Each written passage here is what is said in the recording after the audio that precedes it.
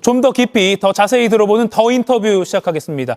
국민의힘 공천 내홍이 계속되는 가운데 장동혁 대표에 대한 당 내부 성토가 커지고 있습니다. 또 그런가 하면 나라 밖도 시끄럽습니다. 트럼프 미 대통령이 이란과의 협상 시한을 우리 시간으로 내일 오전 9시로 다시 못 박았습니다. 그 안에 협상이 안 되면 이란의 발전소와 다리를 파괴하겠다, 이렇게 밝힌 상태입니다. 보수논객 조갑제닷컴 대표와 상황 짚어보겠습니다. 어서 오십시오. 안녕하십니까. 국내 정치권도 시끄러운데 이란 중동 상황 먼저 좀 짚어보겠습니다. 앞서 제가 설명드린 것처럼 우리 시각으로 내일 오전 9시가 시한인데 그 안에 협상 안 되면 파괴하겠다, 뭐 석기 시대로 돌리겠다. 이게 국제법적으로 가능한 거냐 논란도 있거든요. 어떻게 보세요? 국제법 위반이고 유엔 헌장 위반이고 예. 또 학자들에 따라서는 그건 전쟁 범죄 행위라고 그러거든요. 예.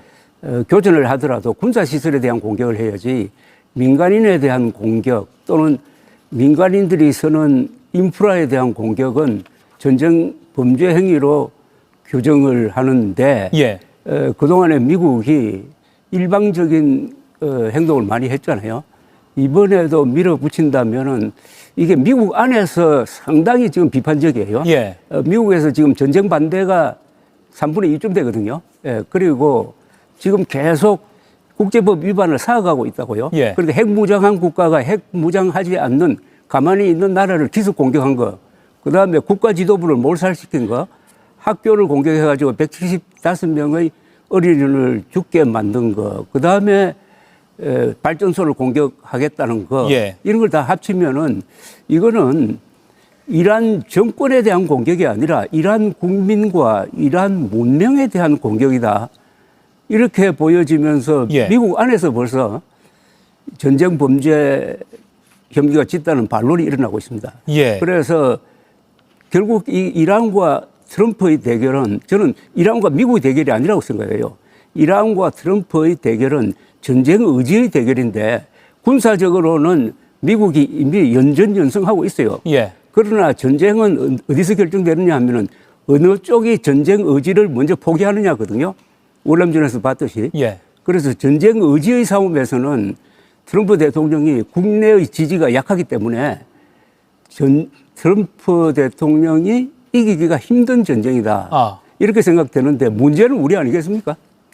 한국의 사정. 그러니까요. 오늘 한국을 또 콕 짚기도 했습니다.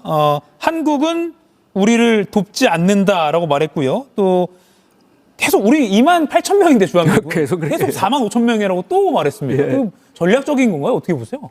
아니, 저분은 자기가 잘못한 거 절대 안 고칩니다. 예. 언제 내가 잘못해서 미안하다는 이야기 하는 거 들어봤습니까? 없잖아요. 그런데 지금 우리는 이 제3차 오일 쇼크라고 저는 생각합니다. 이 제3차 오일 쇼크가 어떤 진행 코스를 밟든지 한국의 국가 진로에 심대한 영향을 끼칠 거라고 봅니다. 이건 국제적인 변화가 한국으로 이렇게 몰려올 겁니다. 제가 1차 오일 쇼크, 2차 오일 쇼크를 취재를 했어요. 예. 1차 오일 쇼크는 1973년 쇼크인데 그때는 박정희 정부가 중화공업 건설을 계속하고 그다음에 오일머니가 몰리는 중동으로 건설 회사를 진출시켜서 예. 거기서 외화를 벌어들여 가지고 1977년에 가면은 그 돈으로 중동에서 석유를 사고도 남았습니다. 그래서 해결을 했어요. 예. 자, 2차 오일 쇼크도 이란 호메니 혁명 때문에 일어났습니다. 1979년 석유값이 2번 뛰었어요. 예. 2배로 뛰었어요. 그때는 우리가 직격탄을 받았습니다. 왜냐? 중화공업에 투자를 해가지고 일을 벌려놓은 거예요. 그래서 소비자 물가가 30%, 40% 올랐습니다. 예. 이게 사회 불안을 이야기하고 그다음에 김영삼 의원직 제명 정치 불안, 이게 부바 사태로 갑니다. 예.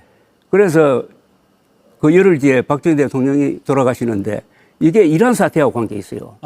그 다음 해가 어떻게 되느냐? 1980년에 가면은 우리나라 건국 이후에 처음으로 마이너스 성장입니다. 이래 되니까 국민들이 민주화에 대해서 냉담해집니다.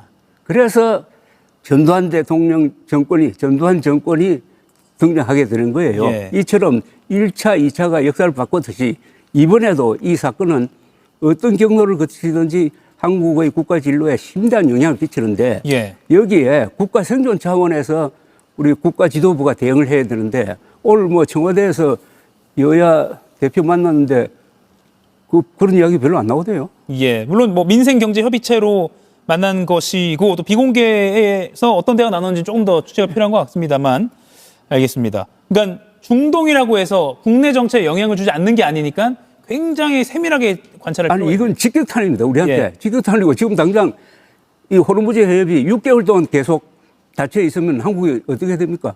국가 생존 위기 아닙니까? 예. 그래서 저는 여기서 몇 가지를 해야 된다고 생각해요. 첫째, 이 에너지 믹스를 원자력 중심으로 가야 됩니다. 예. 이재명 대통령은 태양광 그리고 풍력의 미래를 가지는데 절대 그걸로는 대체가 안 되잖아요. AI 시대에 제일 중요한 게 질이 높은 전력이거든요. 질이 높은 전력, 안정된 전력을 보내줄 수 있는 것은 원자력 백분이라고요. 그래서 과감하게 원자력 건설을 더 촉진하고 지금 돌릴 수 있는 원자력 발전소는 더 돌려야 되고요. 더 지어야 되고.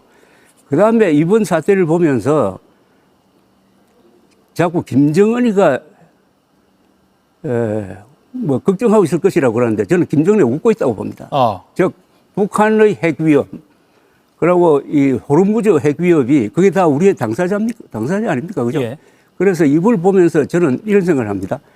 우리가 북한 핵 문제에 대해서 방어적 대책을 세우면 되겠구나 하는 생각을 가집니다. 첫째는 방어망을 철저하게 수도권에 아이언돔과 같은 것을 2중, 3중으로 설치해야 됩니다. 그런데 이번에 다행히 우리 무기가 천궁2라고 예. 그게 아주 효과가 좋았어요. UAE에서 30개를 요격을 했는데 25개, 29개를 맞췄잖아요. 예. 그래서 이걸 2중, 3중으로 설치를 하고 또 우리가 자랑하는 벙커버스터 같은 거의 핵폭탄에 준하는 폭발력을 가진 걸 2개를 가져야 돼요. 이걸 가지면은 김정은도 핵을 쓸 생각을 하지 못하게 될 겁니다. 예. 등등. 어쨌든 저는 우리 이번 이 사태는 위기입니다. 위기라는 것은 위험도 있지만 기회도 있다고요. 예. 이걸 기회로 삼아가지고 여러 가지 문제를 한꺼번에 해결할 수 있는 지도력이 필요할 때라고 생각합니다. 예.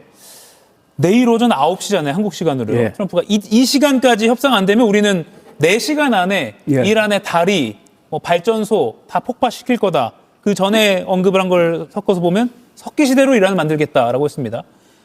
말이 항상 좀 바뀌기도 하니까요. 내일 오전 9시 전에 또 연장할 가능성, 시한을. 아니면 또 내일 9시까지 아무것도 안 일어나서 정말로 이제 공격이 개시될 가능성 어떻게 좀 전망하십니까? 지금 이란은 시간은 자기 편이라고 생각해요. 예. 이방 두들겨 맞는 김에 완전히 두들겨 많더라도 이번에 트럼프의 부르장머리를 고쳐놓겠다고 그러거든요. 예. 그래서 연장할 수 있는 카드는 트럼프가 결정을 해야 됩니다. 트럼프도 일단 폭격을 한 다음에 문제가 아닙니까? 폭격을 한 다음에 이건 완전히 전쟁 범죄 행위다 해가지고 국내외에서 들고 일어날 때 감당할 수 있느냐? 그리고 폭격한다고 해가지고 호르무즈 해협을 장악할 수 있느냐? 없잖아요. 호르무즈 해협을 전장으로 만들어 놓으면은 미국이야 그쪽으로 석유를 수입하지 않지만은 우방국가, 나토 국가 어떻게 됩니까? 더구나 걸프 지역에 있는 자기들 우방국가, UAE, 사우디아라비아 이쪽이 지금 죽을 맛 아닙니까? 예. 그래서 이성적으로 생각하면은 연결을 해야 되죠. 그런데 내일 하여튼 일어나는 일로 해가지고 우리 경제나 우리 정치나 우리 외교, 우리의 삶이 큰 타격을 받을 수도 있고 약간 수도 있다. 시간을 볼 수도 있고. 예. 중동 문제 취재 경험이 많은 조갑재 대표께 먼저 이 문제부터 짚고 넘어갔고 저희가 또 내일 또 중동 전문가와 함께 내일 이후의 상황도 좀 짚어보도록 하겠습니다. 국내 정치로 좀 눈을 돌려보겠습니다. 국민의힘 이정현 공관위원장이 사퇴했고요. 지금 2기 공관위가 들어섰는데 1기 공관위의 상황을 총평을 좀 해주신다면 어떻게 좀 평가하시겠습니까? 1기든 2기든 이 공천은 처음부터 안 되는 공천이었어요. 이길 사람을 공천해야 되는 거 아닙니까? 그죠? 공천은. 지지율 높은 사람. 이기기 위해서는 국민 여론에 맞춰야 되잖아요. 그건 뭐냐? 윤석열에 반대하는 후보들을 내세워서야지. 그렇지 않습니까? 이거 국민들이 다 윤석열과의 전련 정도가 아니라 단절을 요구하고 있는데 지금 공천할 때 어떤 그런 기준이 있었습니까? 이번 공천이 왜 엉망진창이 됐느냐 하면은 공천 기준이 없었기 때문입니다. 기준이 없었다. 그 기준은 가장 중요한 기준은 윤석열의 불법 계엄에 반대한 사람 그리고 부정선거 음모론에 반대한 사람을 우선적으로 공천한다. 이래 됐어야죠. 아, 예. 그런 인물을 찾았어야죠. 오히려 반대 아닙니까? 그 반대편에 쓴 사람을 무리하게 보호하려고 하다가 전체가 판이 뒤엉켜 버린 거죠. 예. 특히 대구에서 주호영 대구 공천에 저렇게 엉망이 된 것은 주호영 의원을 배제시키려고 하다가 저렇게 된 거예요. 예. 그런데 주호영 의원은 왜 배제 대상이 됐느냐? 최근에 반윤 발언을 많이 하니까 예. 찍힌 거 아닙니까? 다만 이진숙 방통위원장은 그럼 설명이 안 되잖아요. 저는 끼워 팔기라고 보는데. 주호영 의원에게 납득이 되게 하기 위해서. 그러니까 주호영 의원만 자르기도 그러니까 예. 이진숙 씨까지 잘라가지고 나중에 예. 보선 지역이 생기면 거기에 공천을 하려고 했던 거 아닐까요? 국회로 대신 들어오게 해주겠다. 예, 뭐 예, 이런 조건으로. 그런데 그 지도부 또는 공간의 생각이 지금 먹혀들지 않는 것 같거든요. 이진숙 전 방통위원장은 아니 나는 대구시장 끝까지 가겠다. 시민들의 평가를 받겠다 하면서 흰 점퍼를 입고 계속 운동을 하고 있거든요. 그러면 이진숙 전 방통위원장이 무소속으로 출마할 가능성. 그렇게 되면 보수 표심이 대구에서 나뉠 가능성 어떻게 전망하십니까? 무소속으로 출마하면 3파전이 되든지 4파전이 될 거예요. 예. 그죠? 주호영 의원까지 포함해서요. 그래 되면 뭐 거의 김 전 총리 당선이 확실시 되는데 예. 여기에 사실상 태풍의 눈이었던 사람이 주호영 의원 아닙니까? 예. 주호영 의원이 내일 어떤 거취를 밝히느냐에 따라서 그게 3파전이 될지 4파전이 될지 1대1 구도가 될지 결정이 될 거라고 봅니다. 예. 어떤 거취를 밝힐지는 이제 결정을 하겠지만 주호영 의원에게 조언을 해주신다면 어떤 거취를 밝혀라라고 제언을 하신다면 어떤 내용을 제언하시겠습니까? 저는 예. 그 컷오프 됐을 때 예. 그때 즉시 결단을 했어야 돼요. 아. 이런 시간을 미루면은 잡념이 생깁니다. 그리고 그때 화가 난 거는 충분히 이해가 돼요. 화가 났을 때 결단을 내려야 그게 진정성 있게 들립니다. 예. 그런데 가처분 신청을 했잖아요. 그러면은 당의 결정에 순응한다는 뜻이거든요. 그게 또 기각이 됐어요. 예. 그다음에 항고를 했습니다. 이래서 이 법적 프로세스에 말려들면서부터 결단의 타이밍을 놓치고 있는 느낌이 들어요. 예. 그러나 또 사람이 결단을 하면은 또 그 자체로서 높게 평가받을 수 있으니까 예. 나라를 위한다면 그리고 이번 선거의 의미를 되살린다면은 저는 탈당하고 독자 출마해야 된다고 생각합니다. 아. 왜냐하면은 대구 시민들한테 선택의 여지를 줘야 돼요. 예. 만약 지금대로 가면은 윤석열파라는 것은 친윤 세력, 거의 지금 경선하고 있는 사람들이 거의 다 윤석열파입니다. 예. 친윤 세력이에요. 거기서 한 사람 나오고 김부겸 민주당 후보 나오면은 정말 진짜 보수, 합리적 보수, 상식적 보수, 윤석열에 반대했던 보수 후보를 뽑을 수 있는 기회를 대구 시민들에게 주지 않는 결과가 되잖아요. 예. 그러면 이 노선을 가진 사람은 현재는 주호영 후보예요. 예. 그래서 주호영 후보가 나오는 게 대구 시민들로서는 선택의 여유가 생긴다. 이렇게 생각합니다. 주호영 의원이 내일 탈당하고 무소속으로 출마하겠다고 선언해야 된다라고 지금 제언을 하셨습니다. 즉 전륜을 한 상식적 보수 대구시장 후보가 스스로 돼야 한다라는 의미인데 그러면 그 전제는 승리를 못할 수도 있음을 인정해야 된다라고 보시는 거네요. 보수가 시장직을 잃을 수 있다. 그런 경우에는 운명에 맡기는 거예요. 아, 예. 역사의 흐름에 맡기는 겁니다. 예. 그리고 만약 거기에 그 수성갑에 한동훈 후보가 나온다면은 예. 주호영 한동훈 연대. 보수 재건 연대지. 예. 보수 재건 연대의 기치를 만들 수 있고 이게 바람을 일으킬 수도 있고 이렇게 되면은 오히려 김부겸 후보와 주호영 후보가 1대1로 되고 국민의힘 후보는 흡수되든지 도태되든지. 예, 그럴 수도 있죠. 예. 즉 주호영 후보가 무소속으로 대구시장에 출마해야 하고 그렇게 되면 한동훈 전 대표가 수성갑으로 재보궐을 네. 가면서 대구가 바람이 일으켜지죠. 보수 재건 바람이 일어날 수 예. 있다. 근데 이 대구 사람들이 난 그런 게임을 원하고 있다고 봅니다. 아하. 이런 깝깝한데 대구 사람들도 화가 안 날까요? 어떻게 윤석열 장동혁에 의해서 대구가 계속 대표되느냐에 대한 자존심이 상해 있을 거라고. 예. 그 자존심을 치유해 줄 수 있는 바람을 저는 기다리고 있다고 봅니다. 예. 근데 대구, 부산에서 가끔 그런 바람이 일어나요. 이 바람은 어떤 거냐면은 무슨 자기의 이해관계에 따르는 게 아니라 그것보다는 큰 대의, 국가나 역사 이런 큰 대의에 공감해가지고 정의감이 폭발할 때 그게 바람이 일어나거든요. 저는 그건 기대할 수 있다고 생각해요. 근데 그 바람이 보수 재건이 아니라 아예 민주당 시장을 이번에 뽑아보자. 정말 회초를 보수 정당엔 들어보자. 그리고 또 대구 경제를 지금 뭐 여당 프리미엄으로 한번 살려보자. 김부겸 후보로 갈 가능성도 있지 않습니까? 그 바람이? 그쪽은 바람이 아니죠. 그건 바람이 아니고 그냥 우리 지역 경제에 도움이 된다 하는 그런 어떻게 이기주의에서 나오는 거니까 그건 절대 바람이 일어나지 않아요. 그러니까 김부겸 후보를 찍더라도 워낙 친윤 세력이 미워서 김부겸 후보 찍어야 되겠다는 사람이 많더라도 흔쾌하게 찍는 게 아니에요. 그렇다면은 이 반윤 보수 재건 세력이 나왔을 때 바람을 일으킬 수 있는 가능성이 훨씬 높다고 봐야죠. 예. 김부겸 후보와 국민의힘 현재 경선 후보 또 예비 후보와의 가상 양자 대결 여론조사를 보면 김부겸 후보가 승리하는 것으로 나온다고 보도가 많이 됐습니다. 저희가 화면 보여드릴 텐데요. 이 바람이 곧 국민의힘 후보가 결정되고 하다 보면 좀 꺾일 것인지 바람이라고 표현 안 하시지만 김부겸 후보에 대한 그런 응원이 아니면 계속 이게 끝까지 이어질지 어떻게 좀 전망하십니까? 김부겸 후보의 대구에서의 선전 지금이 정점이라고 보십니까?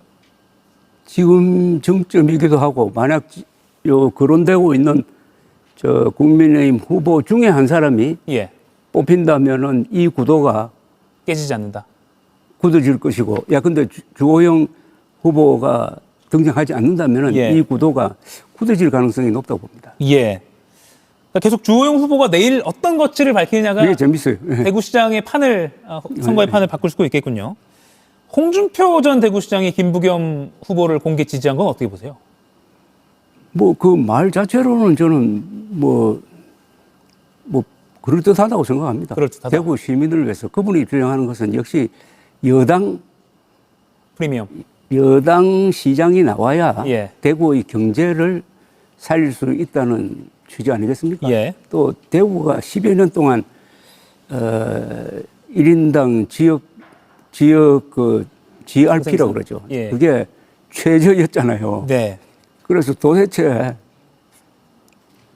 대구 출신 국회의원들은 뭘 했나 하는 그런 원망이 있거든요. 그걸 아마 홍준표 전 시장은 지적한 것으로 그렇게 보입니다. 그 메시지 자체는 납득이 된다. 알겠습니다.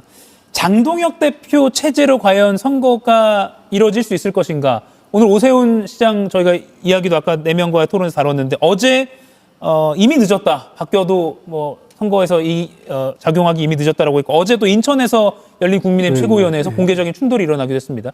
이런 게 뭔가 좀 붕괴 조짐이라고 보세요? 저는 고쳐설 수 없다고 봅니다.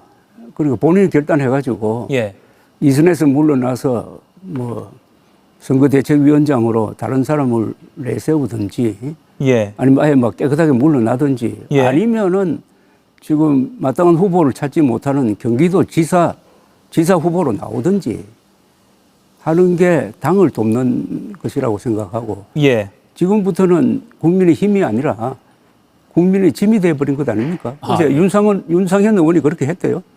힘이 아니고 짐이 된다고 했는데 우선 와서 찬조 연설을 해달라는 사람이 안 생길 것 아닙니까? 그럼 사실 앞으로 선거 기간 중에 할 일이 없어요.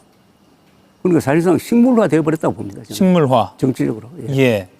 지금 저희가 빨간 큰 자막으로 속보를 보내드리고 있는데요. 민주당 경기도지사 후보로 추미애 후보가 확정이 됐다고 방금 속보가 들어왔습니다.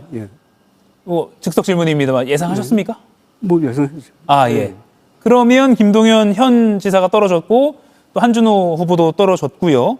추미애 후보가 최종 후보가 됐다는 것은 어떤 개혁에 대한 평가가 긍정적이었다. 검찰개혁에 대한. 법사위원장으로서의 활약이 긍정적으로 작용했다. 이렇게 봐야 될까요? 역시 지금 민주당 안에서의 강경파, 특히 이른바 사법개혁, 제가 이른바 사법개혁이라고 제가 평가 안 하니까 이른바라는 말을 붙이는데 예. 이른바 사법개혁을 주도했던 사람들에 대한 민주당 이 골수 또는 중심 되는 그 당원들의 적극적인 지지가 저런 결과를 낳았다 이렇게 봅니다. 예.